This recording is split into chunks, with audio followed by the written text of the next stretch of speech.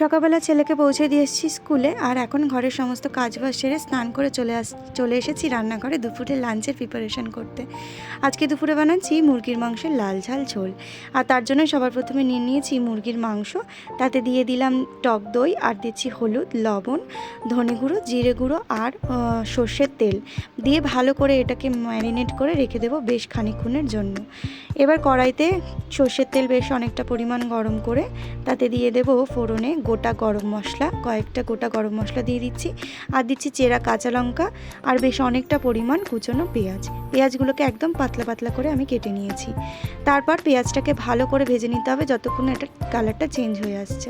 কালারটা চেঞ্জ হয়ে গেলে এটার মধ্যে দিয়ে দেবো রসুন বাটা দিয়েও আবার প্রায় 1 থেকে 1.5 মিনিট পর্যন্ত আমি এটাকে ভালো করে ভেজে নিয়েছি। রসুনটা ভাজা হয়ে গেলে এটার মধ্যে দিয়ে দিচ্ছি আদা আর শুকনো লঙ্কা বাটা। শুকনো লঙ্কাটা আগে থেকে আমি উষ্ণ গরম জলে ভিজিয়ে রেখেছিলাম, তারপরে আদার সাথে বেটে নিয়েছি।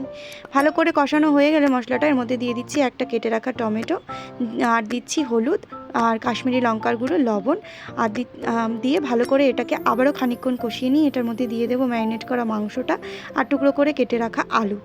আবারও এটাকে ভালো করে এটাকে খোলা অবস্থাতেই কষিয়ে নিতে হবে যাতে মাংসের জুসটা মাংসের মধ্যেই থাকে।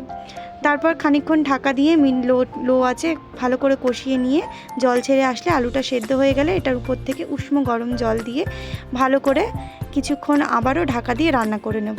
তারপরে ঢাকনা খুলে ওপর থেকে গরম মশলা গুঁড়ো ছড়িয়ে দিয়ে ভালো করে নাড়াচাড়া করে ঢাকা দিয়ে রেখে দেবো 5 থেকে 10 মিনিট পর্যন্ত।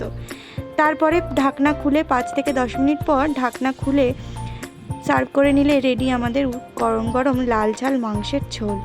গরম গরম ভাতের সাথে মুরগির মাংসের লাল ঝাল ঝোলের এই কম্বিনেশনটা যেন অপূর্ব। চলো আমি দুপুরের লাঞ্চটা সেরে নিই, আর তোমরা ততক্ষণ বলো যে আমার ভিডিওটা তোমাদের কেমন লাগলো।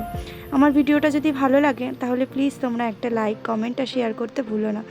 আর অবশ্যই সাবস্ক্রাইব করে দিও যাতে আমার সমস্ত ভিডিওগুলো তোমাদের কাছে পৌঁছে যেতে পারে।